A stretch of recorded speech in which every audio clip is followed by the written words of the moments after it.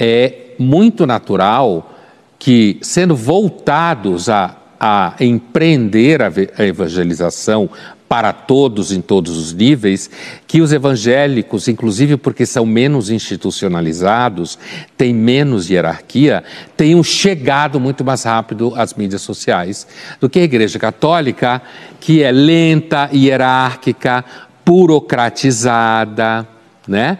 Que depende de uma coisa de vai e volta de Roma, vai e volta do bispo, vai e volta, vai e volta.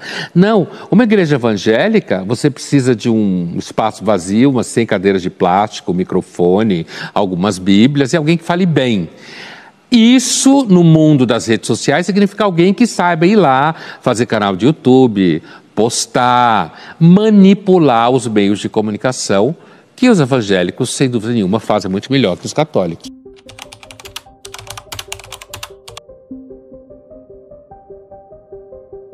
A pergunta se o país poderia piorar se se tornasse evangélico tem um pressuposto, né? O pressuposto é que seriam evangélicos que, de alguma forma, tentariam colonizar o Estado a partir de pontos de vista religiosos. Esse é o pressuposto. Porque se o país tiver uma maioria evangélica... Assim como tem hoje uma maioria católica, sem que isso interfira no Estado. Exatamente. Sem que essa maioria contamine a máquina do Estado e da sociedade, então tudo bem. Agora, à medida que isso pode fazer com que você vá elegendo muita gente que tem esse conjunto de ideias um tanto mais conservadoras, no sentido de costumes, o que não é característica de todos os protestantes, hein? A gente tem que sempre tomar cuidado com isso para não botar todo mundo no saco de gato. É isso que está pressuposto na pergunta. E a maior parte das pessoas deu uma resposta que é tipicamente dentro do âmbito secular laico. Que o país é um país laico, um Estado laico, e que, portanto, todas as religiões devem circular. Entenderam o pressuposto, né?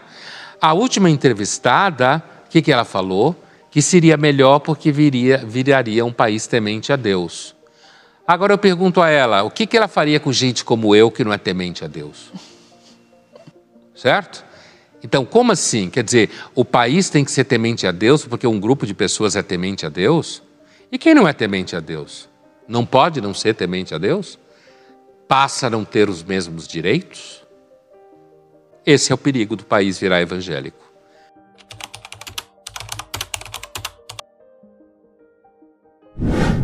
Dentro de parâmetros contemporâneos, é uma verdadeira declaração de guerra, certo? Dentro do plano institucional, como deve ser, certo? Ao mesmo tempo, ele fala que os evangélicos são cidadãos, pagam impostos, o que é absolutamente verdadeiro, e que, portanto, têm direito de manifestar sua visão de mundo, seus valores, né? O que a gente pode estar assistindo no Brasil é a construção de uma nova identidade, que é a identidade evangélica. O grande erro das políticas identitárias é que quando você lança a identidade como marcador social, você não consegue simplesmente dizer, não, eu só quero essas 3 identidades. Os grupos começam a se organizar. E o que a gente está assistindo no Brasil é a possibilidade de que os evangélicos, como é muito claro na fala dele, se constitua como identidade política social que vai literalmente para o pau institucional, certo? E eu falo aqui no sentido institucional, não ir para a rua, gritar, brigar, né? Agora, quando ele fala que os evangélicos vão constituir um verdadeiro paredão ou muro, alguma coisa que ele falou assim, com relação ao fato de que a esquerda voltou ao poder, isso é fundamental. Primeiro, uma das coisas que os bolsonaristas mente estreita não entendem é que a direita não perdeu a eleição absolutamente. Quem perdeu a eleição foi o Bolsonaro, e inclusive por uma margem muito pequena, né? A direita fez governadores, a direita aumentou a sua bancada no Parlamento brasileiro, no Congresso brasileiro, mas os bolsonaristas fanáticos, idiotas, eles ficam presos naquela história, né, de que o Bolsonaro perdeu a eleição.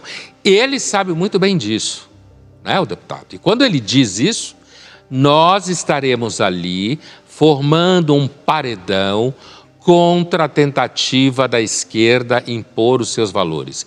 Isso é uma declaração muito clara de que a polarização entre direita evangélica e esquerda secular no Brasil só acabou de começar. E à medida que os evangélicos entenderem que o fundamental, eu acho que já começaram a entender, que o fundamental não é só eleger o presidente, mas que o fundamental é ocupar a máquina política na extensão do país, prefeitos, como ele disse, vereadores, governadores, deputados estaduais, deputados federais, senadores, certo?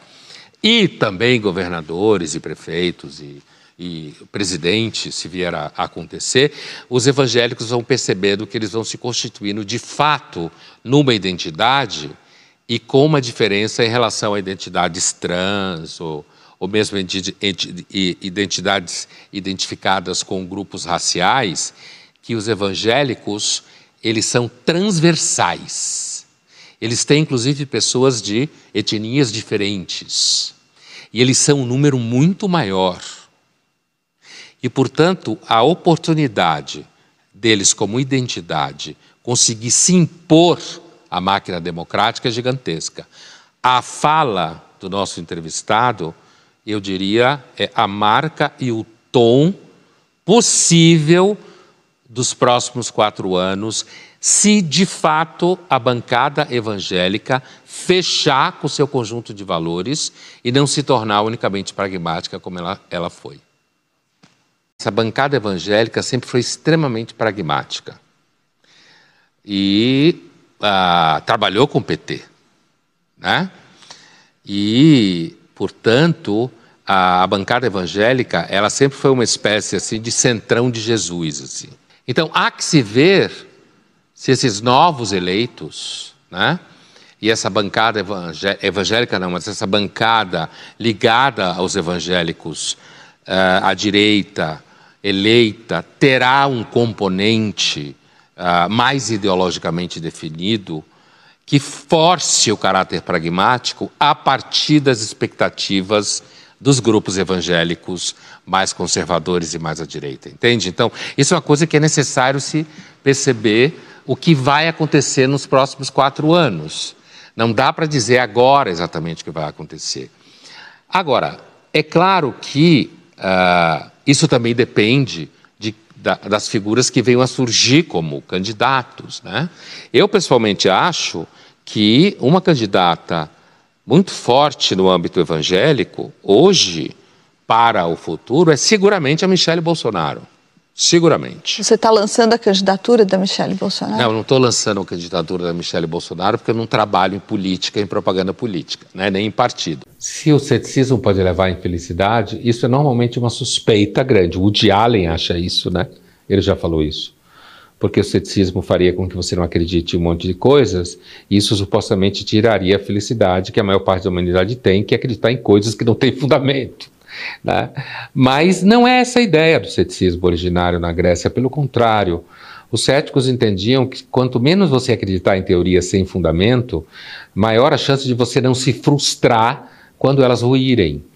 E a felicidade do ceticismo seria uma felicidade mais branda, uma felicidade mais madura, em que você percebe que dar a adesão a certas teorias sobre as coisas é melhor que você veja que essas teorias resistem um pouco à dúvida.